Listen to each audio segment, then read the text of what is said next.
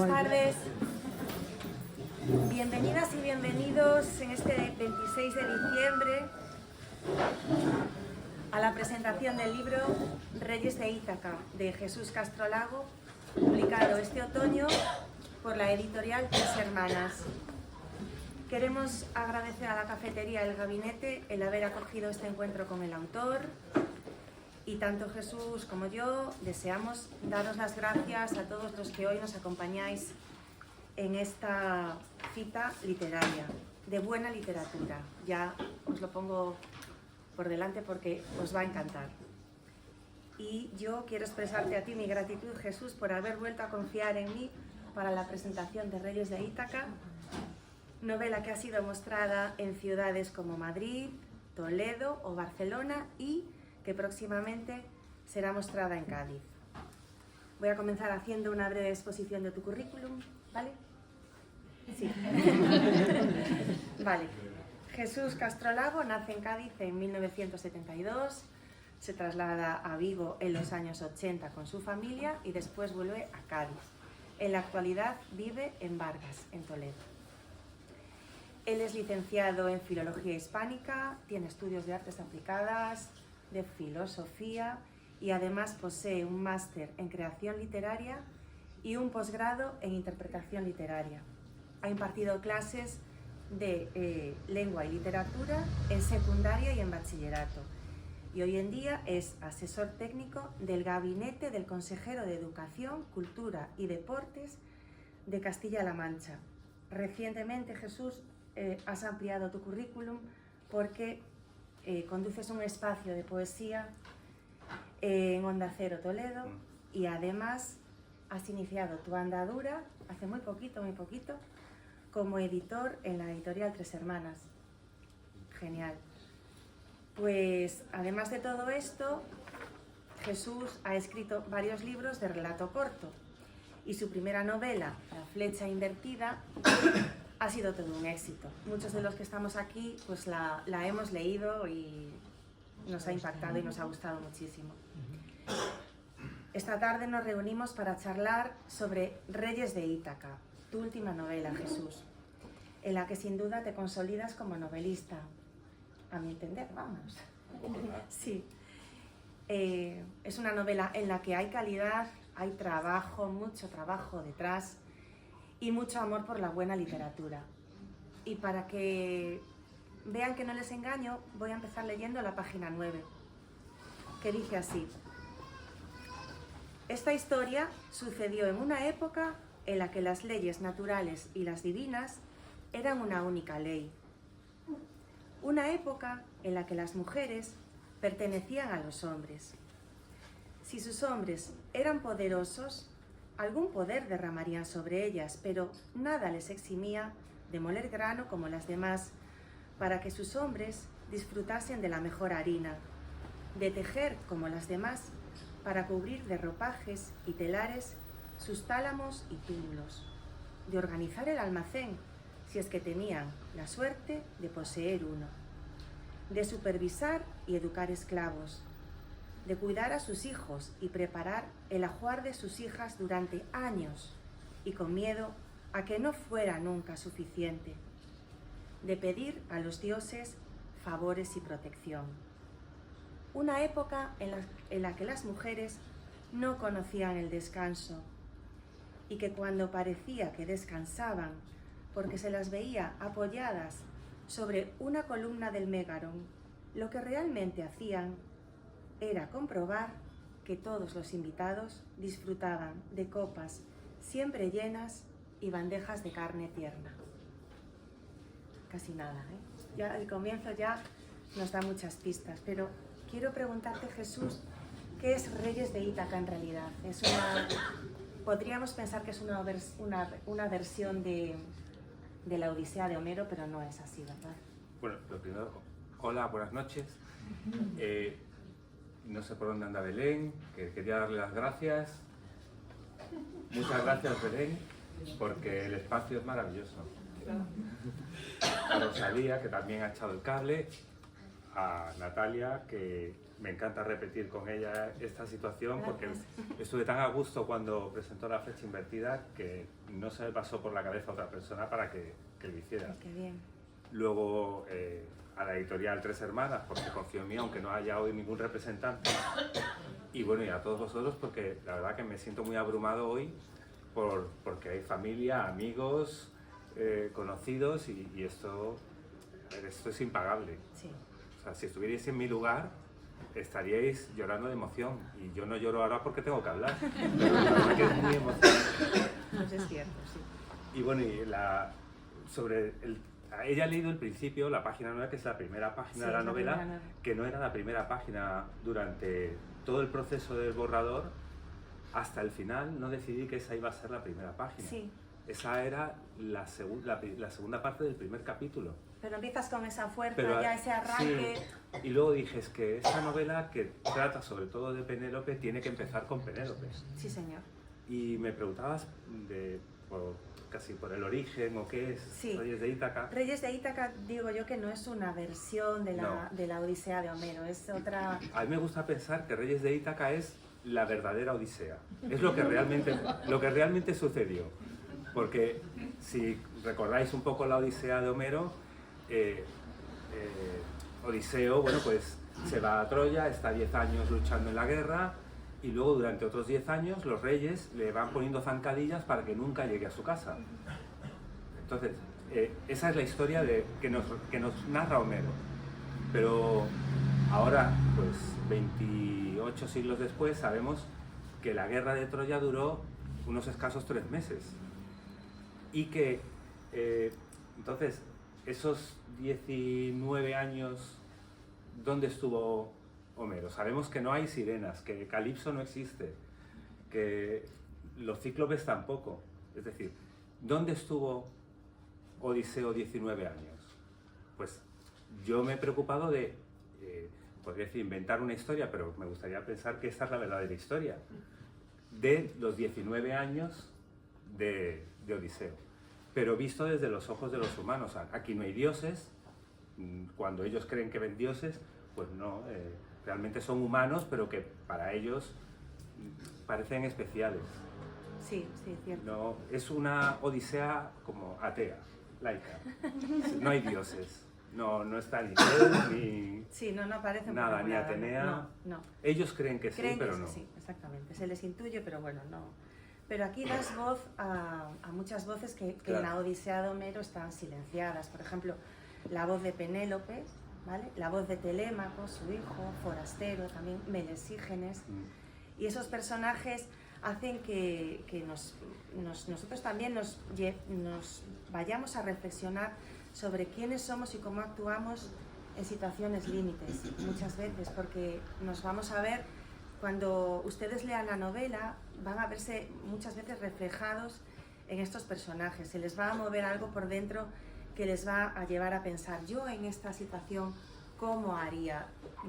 ¿Actuaría de esta manera, de esta otra?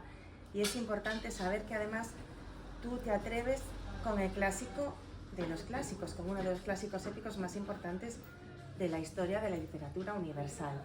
¿Y por qué y cómo empieza, Jesús, ese proceso tan grande de información, documentación, estudio, porque no nace al azar?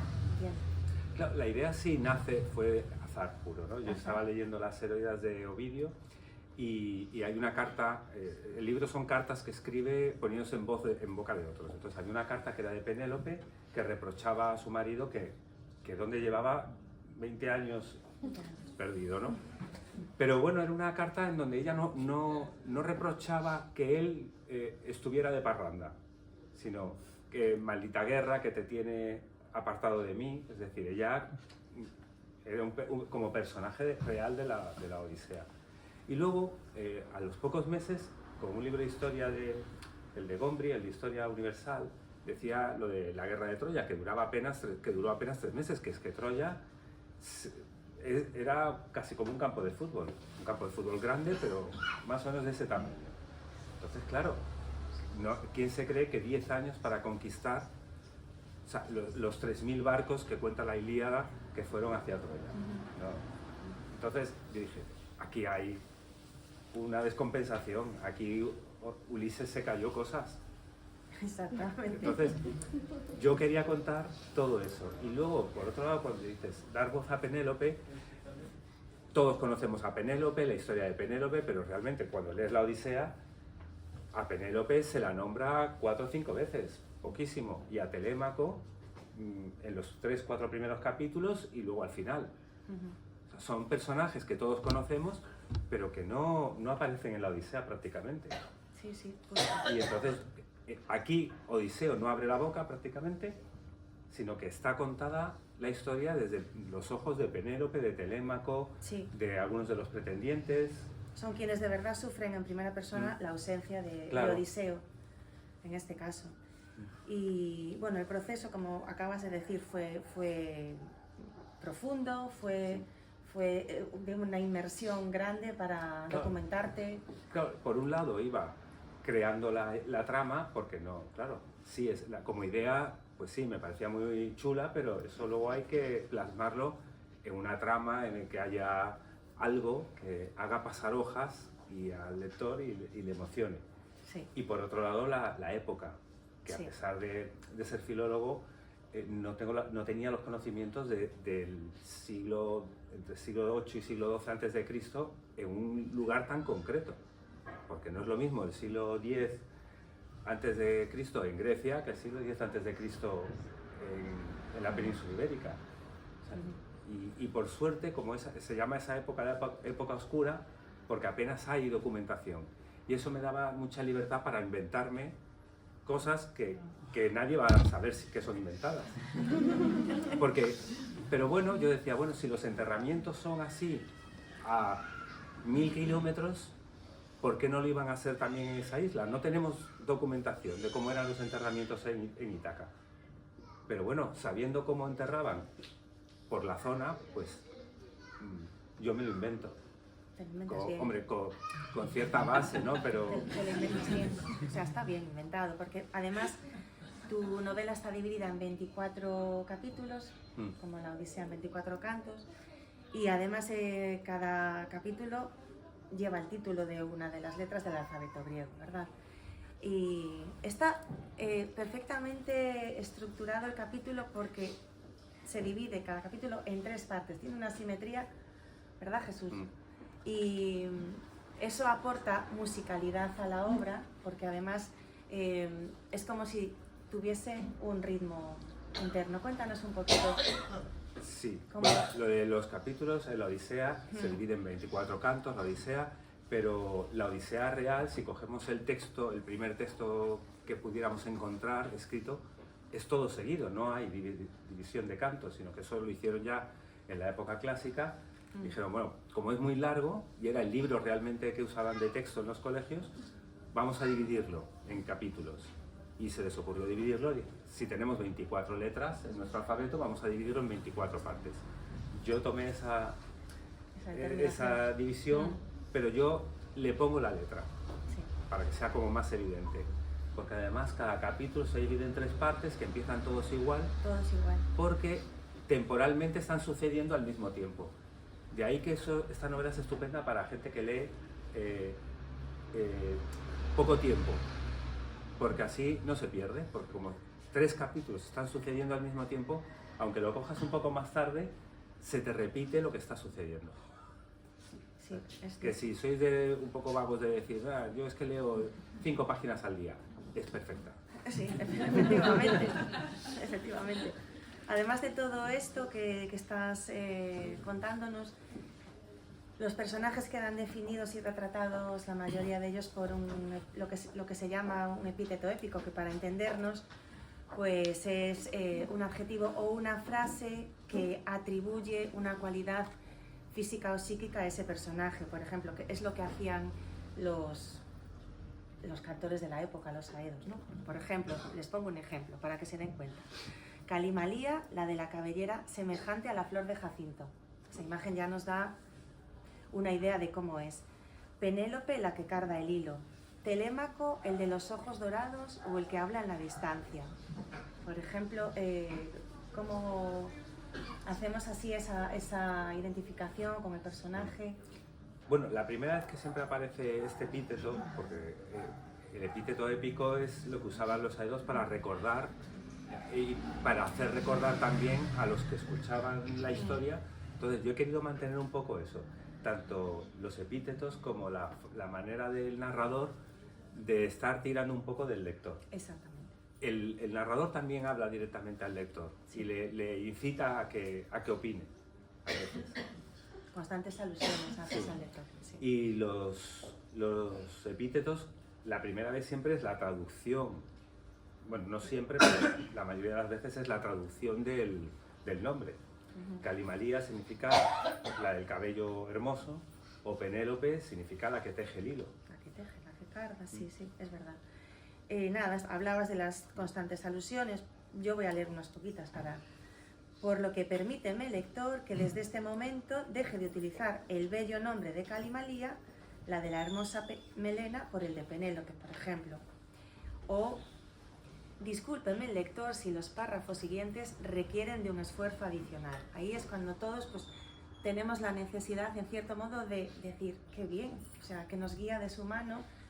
Yo sentía cuando leo este tipo de alusiones al lector, te comentaba el otro día, que yo siento seguridad, porque digo, ay, mira, me lleva de la mano por aquí y me dice, mira, ven, que te voy a mostrar yo ahora cómo vamos a hacer. Me gusta esa... Y después, otra de las características que creo que son importantísimas en tu obra es el extremado cuidado que haces del lenguaje. Es importante esmerarse en el cuidado del lenguaje escrito, Jesús. Bueno, lo primero con lo de el guiar al lector un poco en la novela, yo soy consciente de que la gente no está acostumbrada a leer, bueno, pues los clásicos de toda la vida, de la Odisea, la Ilíada. Entonces, esta novela que tiene tanto de la Odisea, pero quería facilitar la lectura. Entonces, la complejidad de los nombres griegos, que al principio a cualquier lector le va a causar extrañamiento. Entonces, utilizar el epíteto y luego aparte eso, el ir repitiendo las cosas, no de la misma manera, sino con ojos diferentes, porque la misma escena va narrada primero a ojos de Penélope, luego narrada por ojos de un extranjero. Entonces, más o menos, bueno, pues sin conocer la Odisea se puede leer perfectamente esta novela sin... Perfecta. Y sin miedo, ¿eh? Sí, sin sí. miedo ninguno, es que no... Que los personajes al principio, los nombres pueden chocar, pero...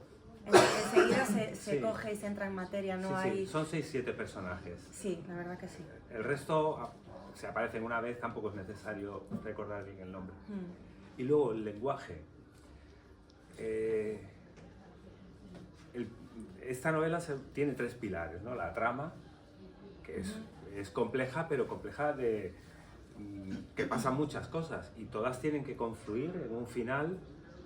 Luego, por otro lado, la estructura de los 24 capítulos en 3 partes cada uno y que cada parte se vaya focalizando en los ojos de un personaje. Es decir, el narrador no puede opinar nada si está en los ojos de Penélope, no puede saber lo que está sucediendo en otro lugar. No es un narrador omnisciente. Es un narrador eficiente que está en los ojos de ese personaje en ese momento. Y luego, por otro lado, el lenguaje. Aunque cuando me vino la idea de escribir esta novela, ya fue hace 10 años, ¿no? Pero claro, en la cabeza ahí estaba, yo mientras tanto escribo otras cosas, pero en la cabeza estaba esa historia y mi idea era escribirla en verso. Pero un amigo, que ya no está, me dijo, es que si la escribes en verso, la vas a leer tú y la gente que te quiera mucho, mucho. Claro. Y dije, es verdad, pero yo quería que tuviera esa melodía de épica griega. Pues la tiene. Y entonces trabajé muchísimo eso. No está escrito en verso en el primer borrador, pero casi. El primer borrador está escrito con un cuidado, no de poesía, pero casi de poesía. Sí. Y ya luego, en el siguiente borrador, ya una vez que estaba trabajado así, lo hice prosa. Es decir, el primer borrador sí que está escrito como si hubiese sido la Odisea, sí. En verso. Eso no lo hace la inteligencia artificial. No, no, no. Yo tengo la suerte de que como empecé a publicar antes de ChatGPT, Sí. tengo cierto prestigio, pero publicar ahora mismo Es muy peligroso. es una putada, porque Sí. te ponen en cuestión. Hay talento detrás de todo esto. Bien, vamos un poquito a hablar de los personajes. Por ejemplo, la primera, nuestra querida Penélope, ¿verdad, Jesús? Queda definida, todos conocemos la historia de Penélope, teje y desteje, bien. Y además en esta novela tuya queda definida como una mujer fuerte, pero también una mujer que está sola, es el culmen de la soledad. Y es una mujer que a su vez se mantiene casta, a pesar de estar 20 años esperando a su marido, y a pesar de que tiene a los pretendientes en la puerta o en su misma casa, Sí, en su casa. mismo palacio, los tiene ahí día y noche. Y es una mujer firme que gobierna el palacio sin el rey. Vamos a ponernos un poco en la perspectiva de aquellos años, en la visión de lo que significábamos las mujeres. Entonces, no encuentra, por ejemplo, ningún pretendiente que esté a su altura. Claro, y ella Normal. tiene la suerte de que es reina y tiene un Sí. palacio, entonces ella es intocable. A pesar de que esté sola y lleve 20 años sola, nadie le puede poner un dedo encima. Entonces, porque con pena pena de muerte. Entonces tiene esa suerte. O sea, si Penélope hubiera sido una mujer de cualquier guerrero, pues a los 2 años de desaparecido su marido ya no, vamos, hubiera tenido que casarse. Claro, eso que dices queda reflejadísimo en la obra porque forma un tándem indisoluble con su criada Euriclea y su nuera, ¿verdad? Que la protegen, la cuidan. Bueno, son escenas que cuando lean la novela les va a encantar porque incluso la bañan, tienen unos rituales preciosos. Y además de todo esto, ella reconoce que, claro, al ser reina, como dices tú, no se casó por amor. Por ejemplo, dice: me casé primero por obligación, por mandato de mi padre y hermano. Luego fui descubriendo el amor. Ahora tengo un vago recuerdo del hombre de quien estoy comprometida a amar. Comprometida a amar. Claro, bueno, Sí. de la Odisea, aunque nosotros conocemos la Odisea de Homero, luego es como otros, como el Cantar del Mío Cid, que hay un montón de cantares sueltos atribuidos a otros.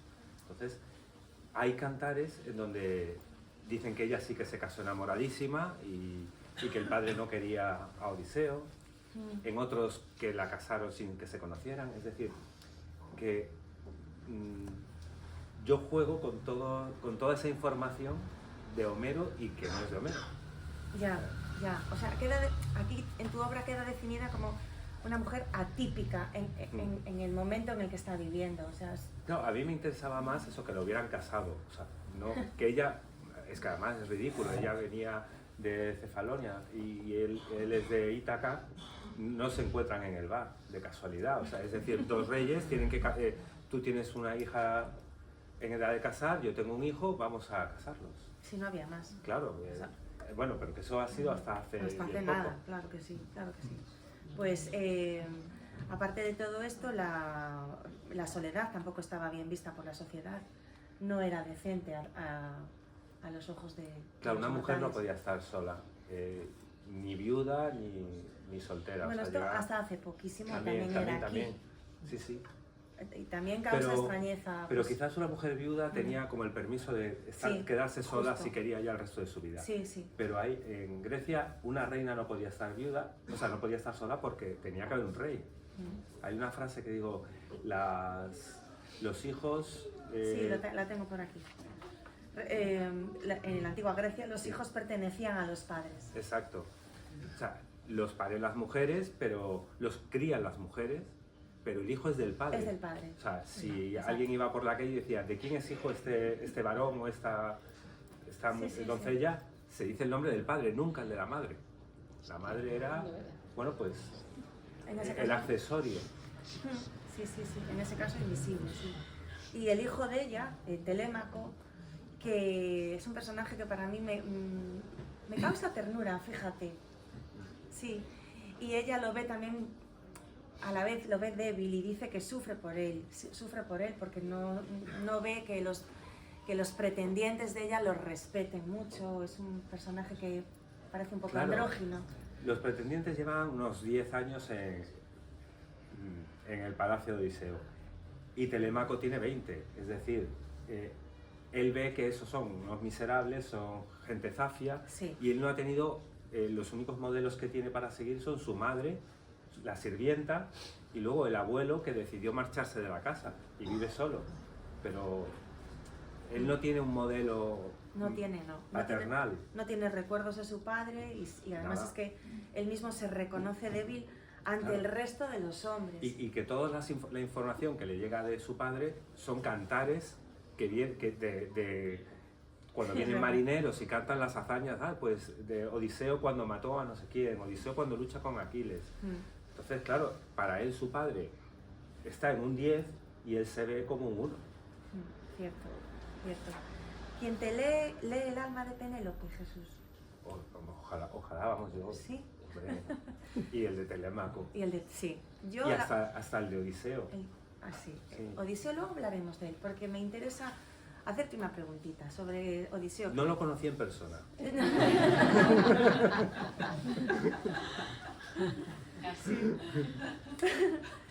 Pues nada, hablando un poquito de Telémaco y de la relación que tiene con otros personajes, por ejemplo, con el personaje forastero, que se llama así en tu obra, que en la Odisea es...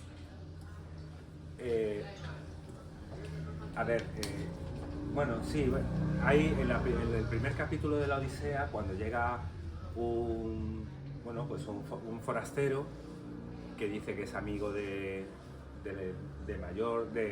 joven de su padre y tal, que en verdad es Atenea disfrazada, o sea, de forastero. Entonces, como yo digo, es que si no existe esto no es verdad. Entonces, yo hago que ese forastero sea un forastero de verdad, no es Atenea, es un forastero que llega y yo lo incluyo en mi historia. Sí, y él con su historia detrás, con su... Claro, él viene, la primera descripción que se da de este forastero es que tiene los ojos rasgados, sí, y el pelo muy negro, es decir, viene de Oriente. Claro. Y esa pues le causa una sensación extraña, porque para Telémaco es como una diosa. Bueno, una diosa disfrazada de marinero. Para él es Atenea. Entabla con él una relación también, claro, un poco paternal, un poco de admiración, Claro, este marinero que llega allí de casualidad, necesita víveres para el barco, llega allí y lía la de Dios. Sí. Claro, las casualidades de la vida, aparece alguien allí y desordena la isla. Desordena. Además es un hombre que se caracteriza por ser paciente. En cuanto a... Claro, los 10 pretendientes que creen que este hombre busca también casarse con Penélope y dicen, a ver si este nos va a quitar ahora la posibilidad de ser... un grave conflicto, claro, ante esos pretendientes que se muestran de aquella manera, como dijiste tú antes, tan zafia, tan burda, a la hora de estar con Penélope. Bien, pues nada, Forastero se erige entonces como es un poco el padre de Telémaco y protector de su familia, protector de la familia de Penélope, los protege. Y hay otro personaje que después se convierte pues en un poco una revelación, porque es Melesígenes, ¿no? Pero no podemos hablar mucho de él. No hablemos. Pues no hablemos nada, entonces. Melesígenes lo van a descubrir ustedes cuando lean la obra, porque es un personaje apasionante, que además sí que nos da la mano a través de la historia un poco de la escritura. Vamos a dejarlo ahí. Vamos a dejarlo ahí. Y como decíamos antes, hablábamos de los dioses, o en este caso los no dioses, un poco entre comillas el ateísmo del que hablabas antes. En esta obra los dioses están constantemente cuestionados por Penélope, donde se pregunta, por ejemplo, ¿por qué no han vuelto ahora cuando más los necesitaba? Y quedan así. Claro, es que además a Odiseo lo mimaron mucho, haciéndole creer que era especial, porque decían, es que cuando tú naciste había parejas de dioses en el parto. Sí. Entonces, claro, le hacen creer que que es un fuera de serie. Y no, bueno, era príncipe, pasó a ser rey, se fue a una guerra, luchó como los demás y luego no vuelve. Que... Esos augurios, claro, además, que pronosticaban las aves sobrevolando. También. Muchas veces me paro porque si sigo hablando desvelo cosas que sí. no quiero desvelar. Exacto. Exacto. Porque es una novela de intriga. O sea, es una novela, bueno, más que de intriga, de suspense. Va creciendo esa intriga, claro, empieza, a medida que vamos leyendo, claro, la novela. Supongo que todos los que estamos aquí hemos esperado a algo o a alguien durante tiempo o durante una etapa de nuestra vida, y por eso nos podemos poner en la piel de Penélope. Yo creo que el tema de la espera es un tema importantísimo que se desarrolla en esta novela. La espera es vigilancia, es tener esperanza, es un poco preparar el camino, las acciones que vive Penélope durante 20 años. Y voy a leer un poquito de la página 159 que tenemos aquí marcada, a ver si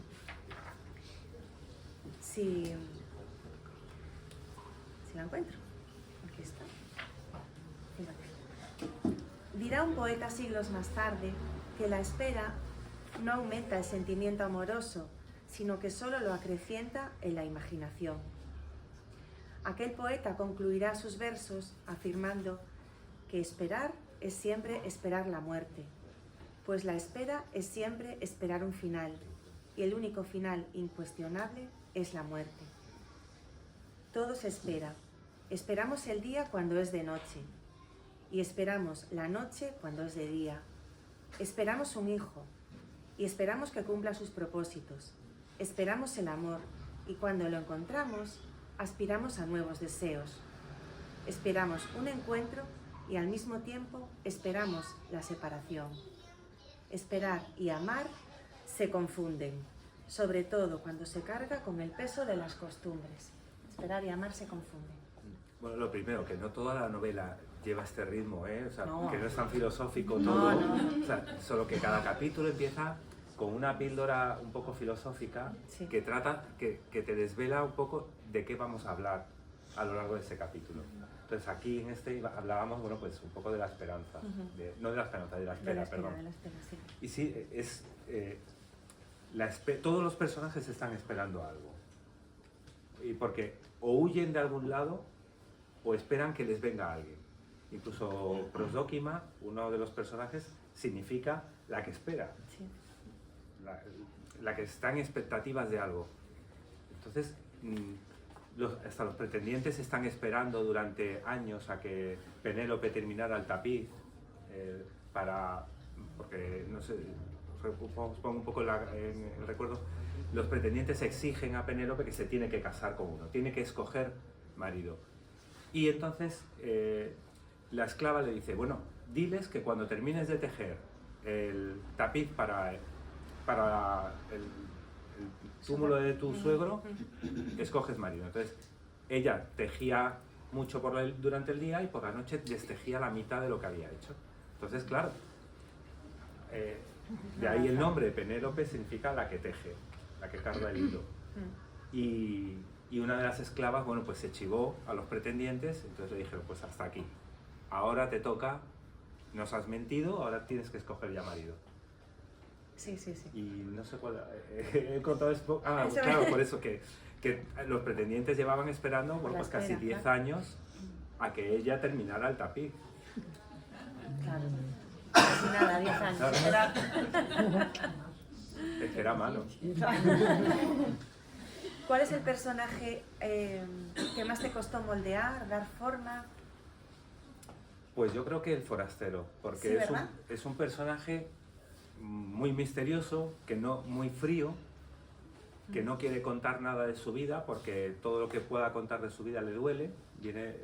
Cuenta algo en algún capítulo, pero es cuando dice, permítame al lector que cuente ahora algo como más complicado. Y es cuando el forastero decide contar su vida, pero lo cuenta con metáforas. Entonces, claro, cada uno puede entender un poco lo que quiera. Pero bueno, hay claves. Sí, hay claves para identificarlo. Y esa frialdad de que Telémaco lo adopta como padre, Penélope pues tiene cierto es un poco afín con él, el padre de Odiseo también, pero él se mantiene frío, porque él no quiere tener relación afectuosa con más gente. Lo ha pasado mal en su lugar y ya, todo el tiempo. Exacto. Es un personaje asiático. Sí, justo. Es, los japoneses, chinos no se dejan tocar, ¿sabes? Dicen las palabras justas. Pues él es así. Y él se mantiene siempre así, sí. Y el personaje que te provoca mayor ternura, Jesús. Yo creo que Telémaco, sí. Telémaco, sí.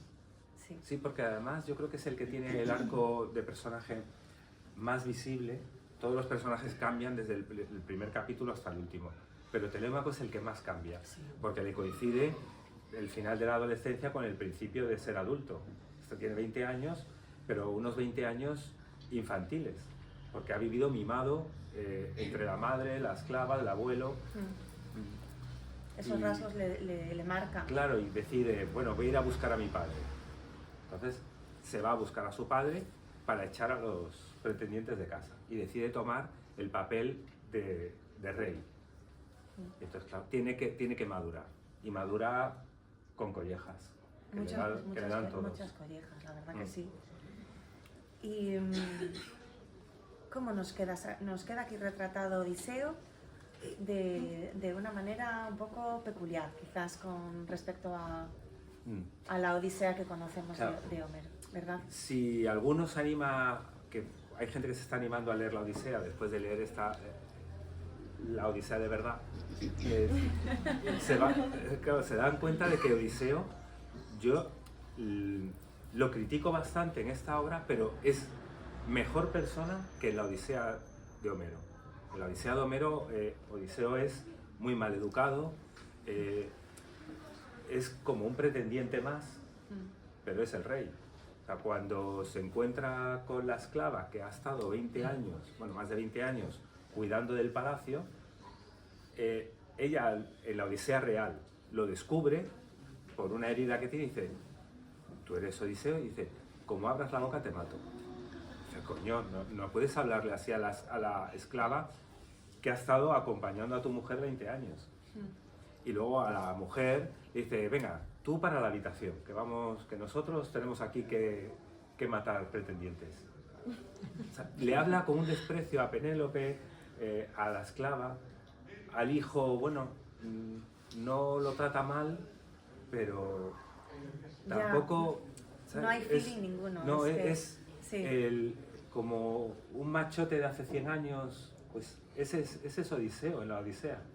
Es verdad. No hay mucho llora porque echa de menos a su mujer, llora tal, pero no está haciendo nada por volver a casa. Se queda no sé cuántos años con Calipso, según él, porque lo tiene embrujado. Se despistó, andaba despistado, estaba un poco despistado. Sí, la verdad que sí. Y vamos a ver, yo encontré hace unos mesitos una acepción que os voy a leer sobre el verbo leer, que dice así, para que vean lo bien que nos encaja con esta novela escrita por Jesús. Vamos a ver, página 33.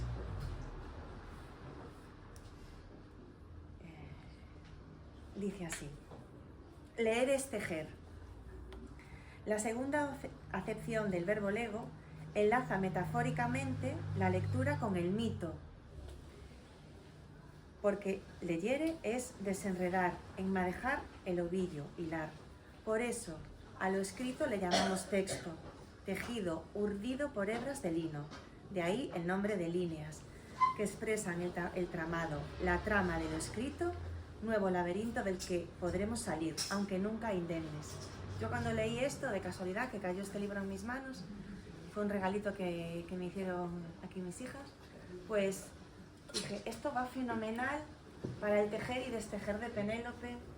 Incluso, voy un poco, la etimología de inteligente viene de inte leyere, que es el que es capaz de leer lo que hay entre los renglones. Lo blanco de los renglones, si eres capaz de leer lo que hay ahí, es porque eres inteligente. Fíjate, pues mira. Da para mucho eso de leer. Da para mucho, sí, de verdad que sí. Cuando los escritores publicáis un libro, de él surgen tantas lecturas como personas que lo leen. Es decir, que no solamente es que compremos el libro, sino que lo leamos. A ti te hace mucha ilusión que se compre, pero... Le hace más ilusión a la editora que lo compre. A mí me hace más ilusión que se lea. Que se lea. Pues por eso te comento una anécdota que escuché el otro día viendo una entrevista a Carmen Martín Gaite, que decía... Le preguntaban por eso precisamente, ¿te hace tantísima ilusión que compren un libro tuyo o que lo lean? Ella decía que lo lean, porque una vez un amigo mío, leyendo un libro titulado Nubosidad Variable, que decía ella misma, no es de mis mejores libros, ni mucho menos, pues leyéndolo en el metro de Madrid, estaba así tan tranquilo, y se pasó 3 paradas de metro. Y me dijo, oye Carmen, mira lo que me acaba de pasar. Y dijo, estoy contentísima con eso, más contenta que si hubiese resucitado el mismo Jean-Paul Sartre y me hubiera hecho una crítica exhaustiva de toda mi obra. A ti te pasa un poco igual, pues, ¿verdad? Uno de los primeros WhatsApp que me llegó de un lector era, hola Jesús, normalmente me quedo leyendo hasta la 1 o 2 de la mañana, pero me he quedado hasta las 5 para terminar la novela. Pues, claro, o sea, eso ya te da un subidón. Sí, bueno, ya me da igual el Nobel, ya esto me...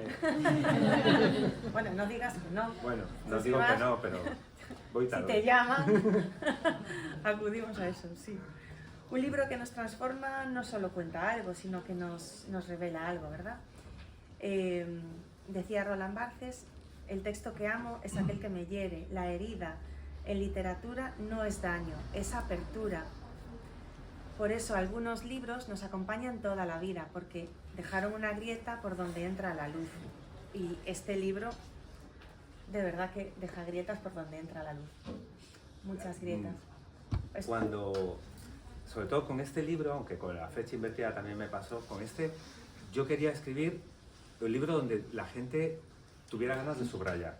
Ay, pues sí, Sí, sí, es verdad.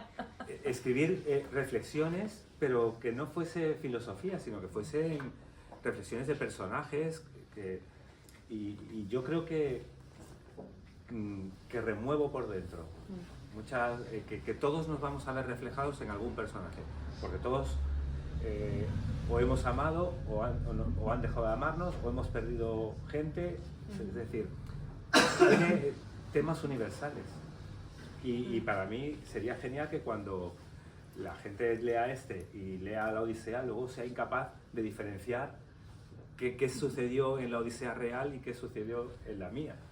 Es ¿no? verdad, Que se queden un poco con la duda. Se queda todo... Porque yo hasta tengo a veces dudas de qué había en la Odisea real. Claro, me la leí tantas veces y claro, que al final digo yo, ¿esto lo escribió Homero o lo escribí yo? Ya. Claro. El gran Homero que luego... Sí. Si te pido que me resumas un poquito en una frase, Reyes de Ítaca, es difícil, ya lo sé, pero bueno, vamos a intentarlo. Pues la verdadera historia de lo que sucedió en Ítaca. Porque la Odisea real no cuenta lo que sucedió en Ítaca, cuenta lo que sucedió fuera, en los viajes de Odiseo. No nos cuenta lo que sucedió, entonces yo creo que cuento lo que sucedía mientras Odiseo estaba de parranda.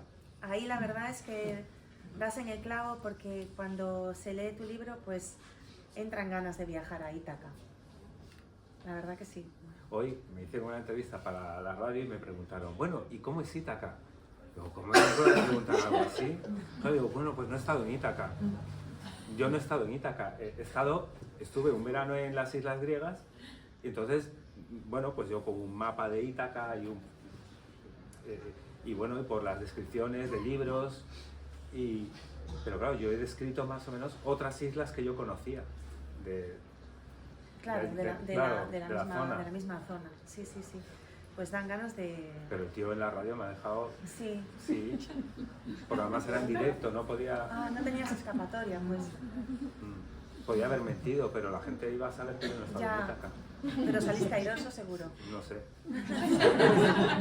Seguro que sí. Jesús, te digo una palabra y me respondes con otra. ¿Sí? Vamos. A ver. Lo intentamos. Vamos allá. Penélope. La que carga el hilo. La que carga el hilo. Telémaco. El que habla a la distancia. Forastero. El que remueve. El que remueve, es verdad. Sin saberlo o sin querer remueve. Odiseo.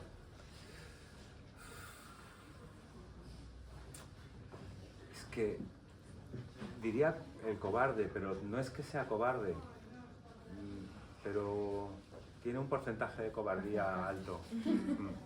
Sí, tiene. Melesígenes. La vista. La vista. Ítaca. El universo, porque todo sucede allí. Sí. Eurímaco. Uno de los pretendientes, ¿no? Sí. Es que no sería la maldad, porque no es malo, es zafio y es, sí, es como... bruto, grosero. Son así. La escritura. Pues justo esta novela es no en la época en la que nace la escritura, pero casi. Y la verdad que jugar con... Es complicado escribir una novela donde no hay escritura, ni teléfonos, ni nada de eso. Ese paso de... Sí. La espera. Podría ser el título del libro. Sí. La soledad. Ahí diría Penélope. Sí. De hecho es así señalada por muchos de los que la ven en Ítaca. El amor. También Penélope.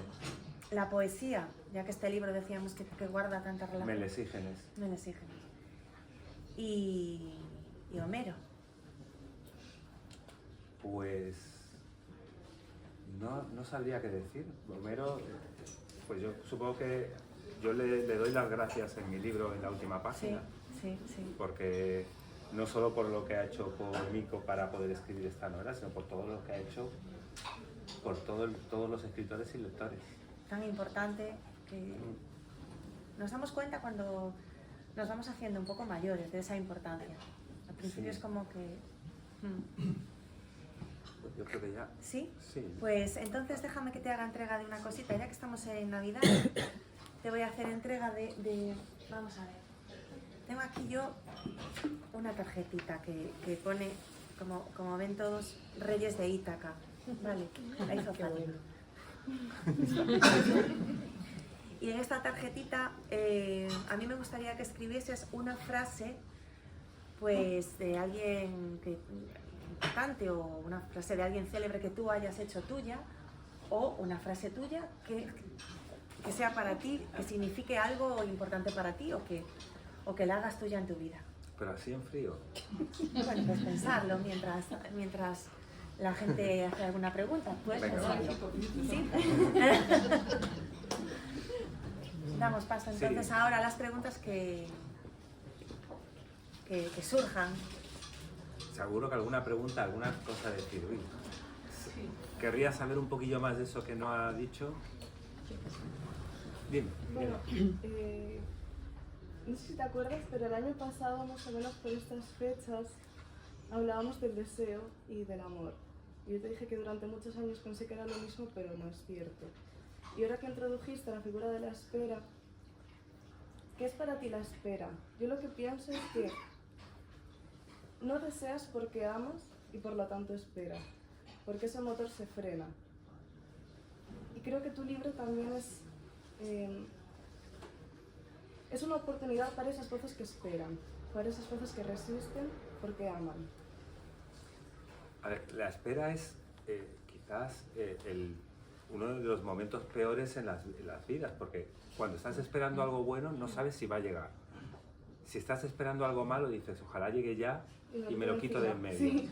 O sea, y con el amor es conflictivo también, porque, bueno, casi toda la literatura está basada en la espera del amor. O sea, ya sea por su ausencia o por su presencia.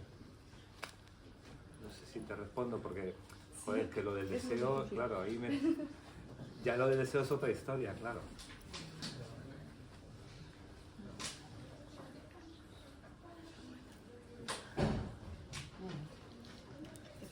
Dime, Alberto. Me llamo Alberto y soy he seguido tuyo.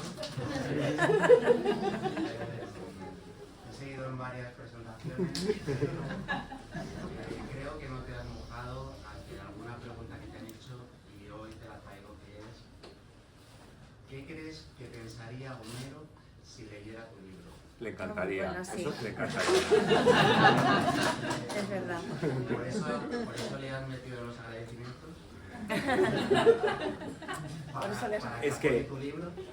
la pregunta a lo mejor sería, ¿cómo escribiría Homero hoy la Odisea sabiendo lo que sabe?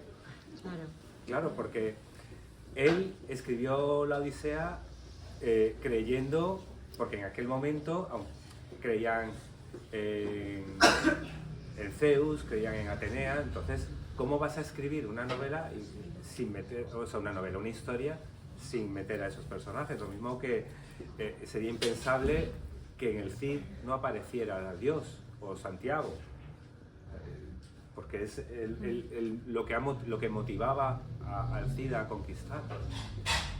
Entonces, ¿cómo escribiríamos hoy el Cid o cómo escribiríamos la Odisea? Pues yo creo que completamente diferente.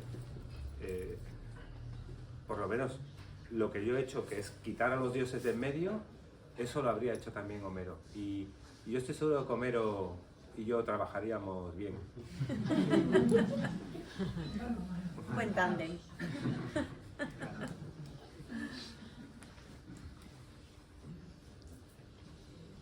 ¿Y a ti qué personaje te gustaría ser de tu libro?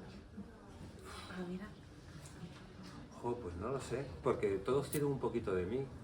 Yo creo que todos los personajes de un escritor tienen algo de sí mismo, porque las emociones que uno escribe no se pueden inventar, es decir, se pueden ampliar.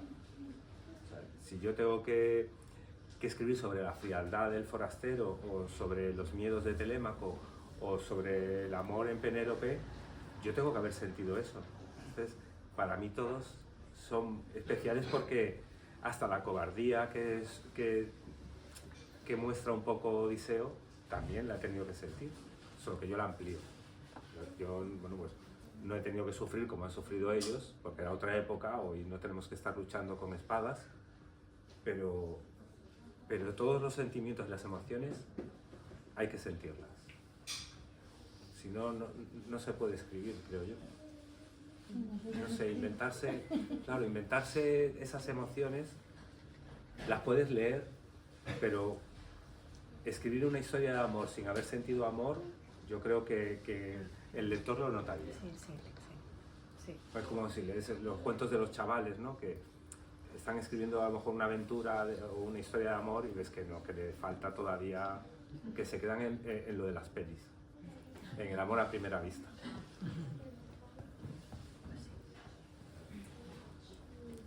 Bueno, pues yo creo que ya, si luego os queda alguna pregunta y se os ocurre, me la contáis en persona.